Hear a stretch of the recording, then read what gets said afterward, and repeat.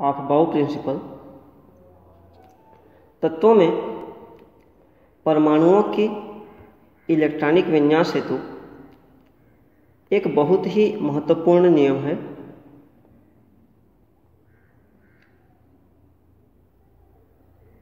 ऑफ-बाउ सिद्धांत जो है, जिस प्रकार से हुंड नियम, पाउली नियम है, ऑफ-बाउ नियम, ऑफ-बाउ किसी साइंटिस्ट का या वैज्ञानिक का नाम नहीं है। यह एक जर्मन शब्द है जिसका अर्थ होता है ऑफ-बाउ अर्थात क्रमिक व्यवस्था। इस महत्वपूर्ण सिद्धांत का प्रतिपादन एक स्पेनिश साइंटिस्ट नील्स बोर ने सन 1920 में किया था। ऑफ-बाउ नियम के अनुसार इलेक्ट्रॉन सबसे पहले उन कक्षकों में प्रवेश करते हैं जिसके लिए ऊर्जा का मान न्यूनतम होता है। इलेक्ट्रॉन सदैव कम ऊर्जा वाले कक्षकों में पहले प्रवेश करते हैं। इसको ऐसे कह सकते हैं, इलेक्ट्रॉन पहले उसमें प्रवेश करेंगे जिसकी ऊर्जा कम होगी, फिर बढ़ते हुए ऊर्जा के क्रम में प्रवेश करते जाएंगे। सबसे कम ऊर्जा वाला, उसके बाद उससे बढ़ता हुआ ऊर्जा के कक्ष में, फिर उससे अधिक ऊर्जा वाले कक्ष में। इस प्रकार बढ़ते हुए ऊर्जा के क्रम में इलेक्ट्रॉन प्रवेश करते जाते हैं। ऑफ-बाउ नियम को अच्छे से समझने के लिए हम एक डायग्राम की सहायता लेते हैं। कई वृत्ताकार कक्षक परमाणु कक्षकों के लिए इस प्रकार से आरेखित करते हैं। सबसे कम ऊर्जा 1s कक्षक, उसके पश्चात सीधी पंक्ति में ये 2s कक्षक, 3s, 4s, 2s कक्षक, दूसरे ही कक्ष में 2p, 3s, इसी कक्षा में 3p, 3d, चौथी कक्षा में 4s, 4p, 4d, 4f,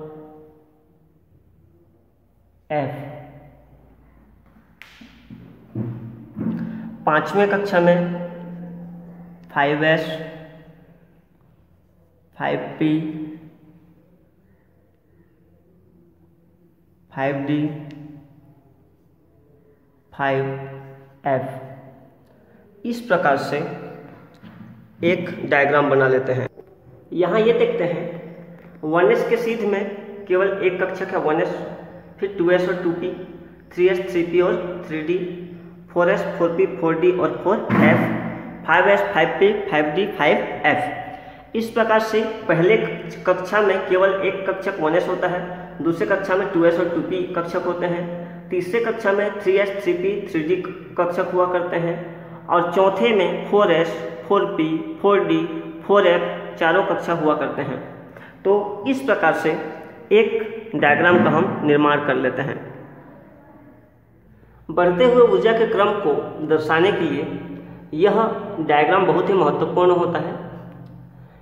सबसे कम ऊर्जा 1s कक्षक की होती है, 1s से अधिक ऊर्जा 2s की होती है। तो इसको इस प्रकार से इस दिशा में प्रवेश करते हैं 1s से, फिर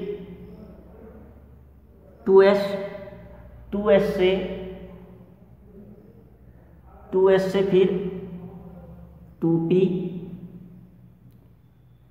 2p से 3s, 3s से होते हुए 3d, 3p से 4s, 3s से ऊर्जा अधिक होता है 3p का, 3p से 4s का, 4s से ऊर्जा का मान अधिक होता है 3d का,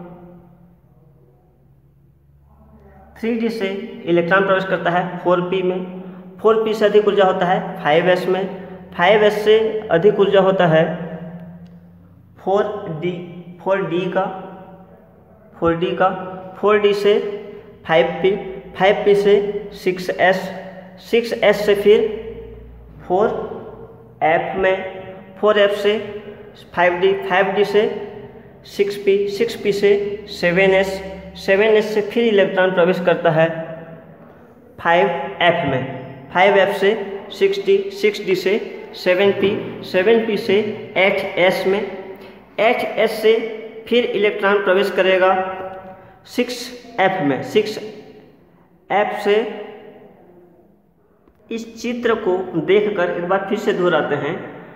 चित्र में सबसे ऊपर दिखाई दे रहा है 1s से तीर की दिशा दिखा रहा है 2s में, 2s से 2p से 3s से 3p से 4s से 3d से 4p से 5s से फिर इलेक्ट्रॉन प्रवेश करेगा 4d में, 4d से 5p 6s से 4f 5d 6p 7s से फिर 5f फिर 6d से अधिक ऊर्जा होगा 7p से अधिक ऊर्जा होगा जो कि नहीं दिखाया गया है यहाँ पर 8s का होगा। 8s से इलेक्ट्रॉन प्रवेश करेगा 6f में, 6f से 7d से 8p से 9s। इस प्रकार इलेक्ट्रॉन बढ़ते हुए ऊर्जा के क्रम में प्रवेश करता है। यह है अफबाउ का नियम, नील्स बोर द्वारा 1920 में प्रस्तावित। इलेक्ट्रॉनिक विन्यास संबंधी इस नियम के द्वारा यह पुष्टि होता है कि इलेक्ट्रॉन कम ऊर्जा वाले ऑर्बिटल में प्रवेश करेगा, फिर बढ़ते हुए ऊर्जा के क्रम में प्रवेश करता जाएगा। इसी कथन को या इसी बात को एक अन्य नियम पुष्टि करता है जिसको n-l नियम कहते हैं, जिसमें n जो है मुख्य क्वांटम संख्या का मान है, n प्रिंसिपल क्वांटम नंबर, और l जो है द्विगंशी या एजीमुथल क्वांटम नंबर है। जो सबसे कम ऊर्जा का ऑर्बिटल है 1s, उसके पश्चात 2s 2p 3s। इस प्रकार से चलिए इनके लिए n-l का मान निकाल के देखते हैं। 1s कक्षक में n का मान, चूंकि यह पहला कक्षक है इसलिए n का मान होगा 1। 2s कक्षक के लिए n का मान, मुख्य क्वांटम संख्या का मान होगा 2। 2p के लिए भी n का मान होगा 2। 3s के लिए 3, 3p के लिए भी 3 और 4s के लिए भी होगा 4 और 3d के लिए होगा 3। 4p के लिए n का मान होगा 4। 5s ऑर्बिटल के लिए n का मान होगा 5 और 4d के लिए भी n का मान होगा 4। अब हम जानते हैं द्विगंशी क्वांटम संख्या l का मान s ऑर्बिटल के लिए 0, p ऑर्बिटल के लिए 1, d ऑर्बिटल के लिए 2 और f ऑर्बिटल के लिए 3 होता है। s के लिए 0, 2s में भी s के लिए 0, p के लिए 1 होता है, s के लिए 0, 3p में भी p है इसलिए 1 होगा, 4s के लिए भी 0 होगा, 3d के लिए s के लिए 0, p के लिए 1 और d के लिए 2, p के लिए 1 और s के लिए 0। इस नियम के अनुसार इलेक्ट्रॉन पहले उस कक्षा में प्रवेश करेगा जिस कक्षा के लिए n-l मुख्य क्वांटम संख्या और द्विगंशी क्वांटम संख्याओं का योग कम हो। जैसे कि 1s के लिए n का मान 1 और l का मान 0, 1-0 बराबर n-l बराबर हो जाएगा 1। 2s के लिए 2-0 बराबर 2, 2p के लिए 2-1 बराबर 3, 3s के लिए 3-0 बराबर 3, 3p के लिए 3 और 1 4, 4s के लिए 4 और 0 4, 3d के लिए 3 और 2 5।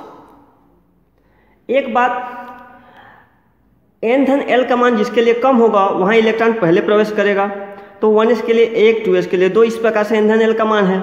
यहाँ पर यह बात ध्यान देने योग्य है कि 2p के लिए और 3s के लिए दोनों के लिए n-l का मान 3 हो रहा है। तो इस नियम के अनुसार इलेक्ट्रॉन पहले उस कक्षा में प्रवेश करेगा जिसके लिए n का मान, अगर n-l समान हो तो n का मान जिसके लिए कम होगा, जैसे 2p के लिए n का मान 2 है और 3s के लिए n का मान 3 है, तो पहले इलेक्ट्रॉन 2p में प्रवेश करेगा। इस प्रकार ऊर्जा के बढ़ते हुए क्रम में जब कक्षकों को हम व्यवस्थित करते हैं तो इस प्रकार हमें कक्ष प्राप्त होंगे। सबसे कम ऊर्जा होगा 1s कक्षक का, उससे अधिक 2s, 2s से अधिक 2p, 2p से 3s, 3s से अधिक ऊर्जा होगा n धन l नियम और ऊपर दिए डायग्राम दोनों के हिसाब से 3s से अधिक ऊर्जा होगा 3p कक्षक का।